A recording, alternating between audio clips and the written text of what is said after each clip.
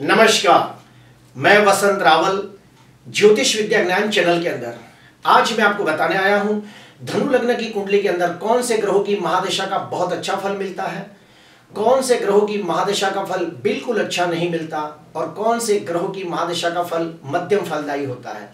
तो आइए देखते हैं। सबसे पहले लेते हैं गुरु को। गुरु लग्नाधिपति बनकर कुंडली का योग कारक ग्रह, राजयोग करता ग्रह बनता है। इसीलिए धनु लग्न की कुंडली के अंदर गुरु की महादशा का फल निश्चित तौर पे बहुत बहुत अच्छा मिलता है। उसके बाद लेते हैं सूर्य। सूर्य नवम त्रिकोण स्थान का स्वामी बनकर बैठा है, भाग्याधिपति बनकर बैठा है और सूर्य का लग्नाधिपति गुरु के साथ नैसर्गिक मित्रता का संबंध है।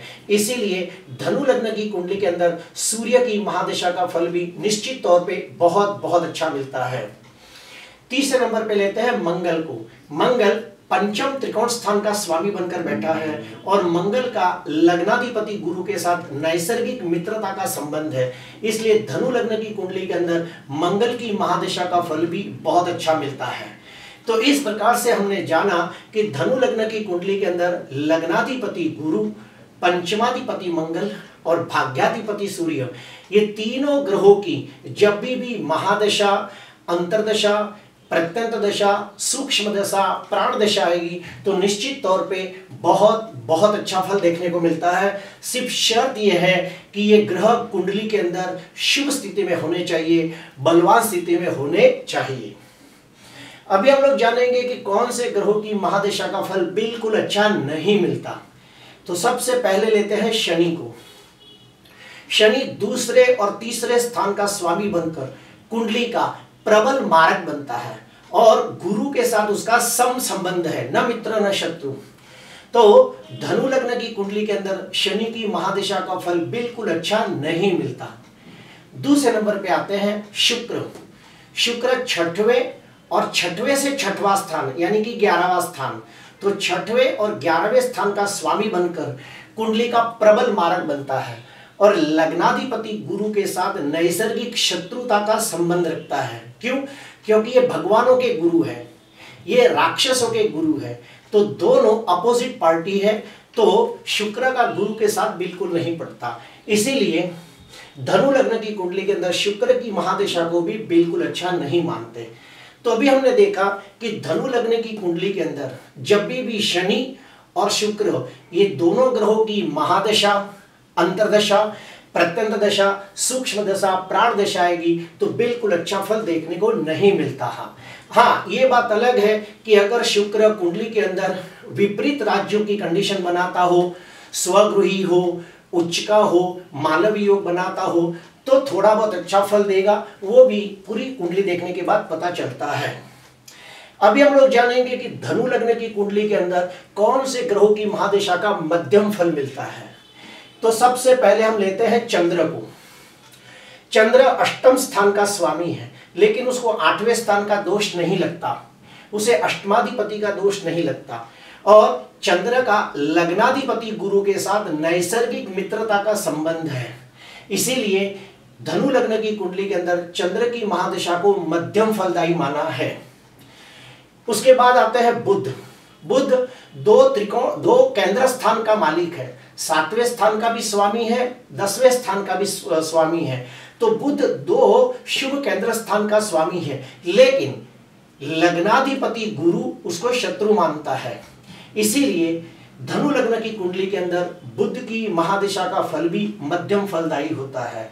तो इस प्रकार से हमने जाना कि धनु लग्न की कुंडली के अंदर चंद्र और बुध ये दोनों ग्रहों की महादशा का मध्यम फल मिलता है।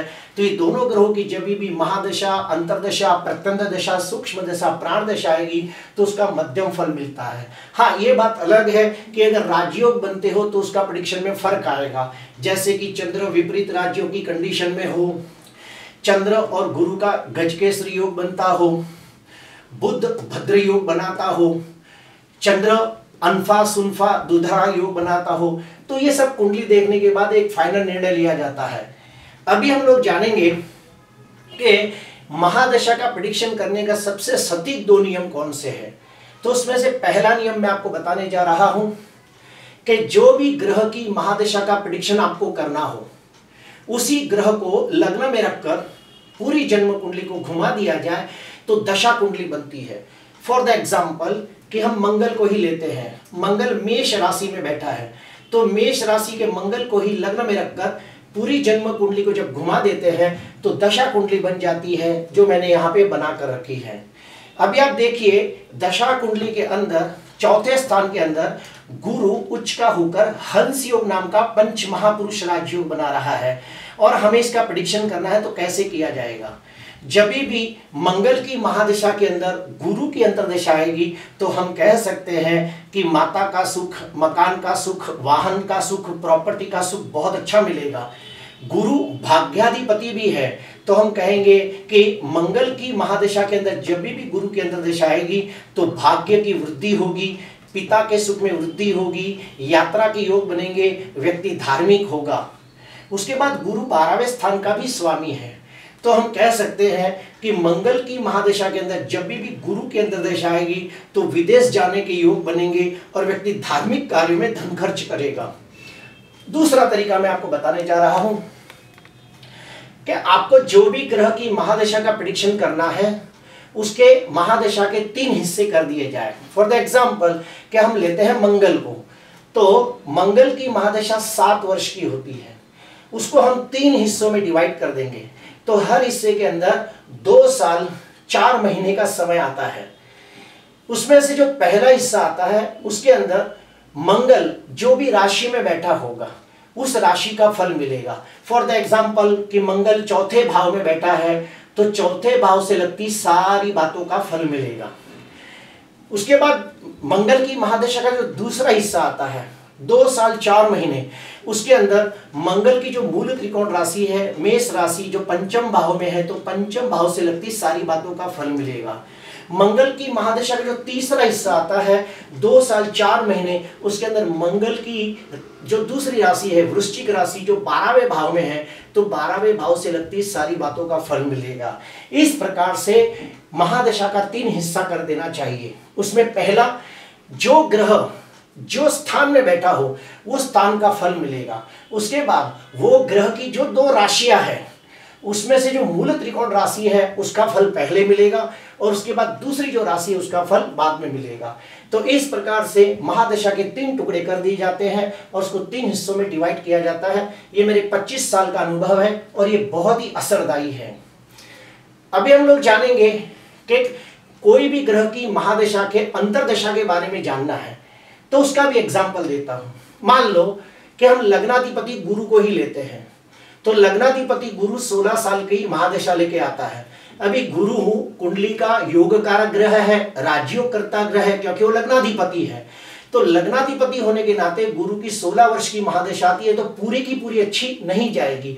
उसमें जब भी मारक ग्रहों की अंतर्दशा आएगी तो उसमें बहुत तकलीफें भी आएगी, जैसे कि शनि और शुक्र ये दोनों कुंडली के मारक है, जब भी उनकी अंतर्दशा आएगी तो अच्छा फल नहीं मिलेगा। ठीक उसी प्रकार कुंडली के जो कारक ग्रह है जैसे कि लग्नाधिपति गुरु, पंचमाधिपति मंगल, भाग्याधिपति सूर्य, ये कुंडली के कारक ग्रह हैं और ये सभी का गुरु के साथ अच्छा लेन देन है। जैसे कि मंगल का और सूर्य का गुरु के साथ मित्रता का संबंध है। तो गुरु की महादशा के अंदर जब भी गुरु की अंतर्दशा आएगी, उसके बाद सूर्य की अंतर्दशा आएगी, मंगल की अंतर्दशा आएगी, तो निश्चित तौर पे बहुत बहुत अच्छा फल मिलता है। तो प्रिय दर्शकों, अभी हमने जाना कि धनु लग्न की कुंडली के अंदर कौन से ग्रहों की महादशा का बहुत अच्छा फल मिलता है, कौन से ग्रहों की महादशा का फल बिल्कुल अच्छा नहीं मिलता, और कौन से ग्रहों की महादशा का मध्यम फल मिलता है, और वो कौन से 2 तरीके हैं जिसके आधार पर आप महादशा का सही प्रेडिक्शन कर सकते हो। आज के लिए बस इतना ही। आपको अच्छा लगा हो तो जरूर लाइक करना। नमस्कार।